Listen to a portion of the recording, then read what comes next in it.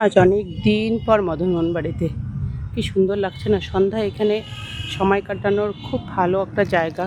মন একদম শান্ত হয়ে যায়, ভীষণ ভালো লাগে, ভীষণ ভালো লাগে। মাঝে মাঝেই আমি এখানে এসে সময় কাটাই, এখানে বসে থাকি, গোবিন্দর নাম স্মরণ করি। বন্ধুরা, কে কে কুচবিহারে মদনমোহন বাড়ি এসছো? যারা বাইরের আছো তারা কুচবিহার মদনমোহন বাড়ি অবশ্যই আসো, ভীষণ ভালো লাগে। অনেক শান্তির একটা জায়গা, অনেক নিরিবিলি জায়গা, আবার ভীষণ সুন্দর। এখন 8:30 বেজে গেছে, সন্ধ্যার আরতিটা হয়ে গেছে, নাহলে আরতির সময় আসবে। ভীষণ সুন্দর। রাধে রাধে বলো বন্ধুরা, রাধে রাধে। হরে কৃষ্ণ হরে রাম, জয় রাধা গোবিন্দ। দেখো মদনমোহন বাড়ির চারিপাশটা কত সুন্দর। সেই রাসমেলায় এসেছি, রাসমেলার পর আর আসা হচ্ছে না। আজকে এদিক দিয়ে হেঁটে যাচ্ছি, ডেইলি যাই, কিন্তু মানে ঢোকা হয় না মদনমোহন বাড়ি। আমি পাশেই থাকি মদনমোহন বাড়ির একদম, অথচ ঢোকা হয় না। আজ ভাবলাম যে একটু গোবিন্দ দর্শন করে যাই, তাই চলে এলাম। আর বন্ধুরা, তোমাদেরও গোবিন্দ দর্শন করিয়ে দিচ্ছি।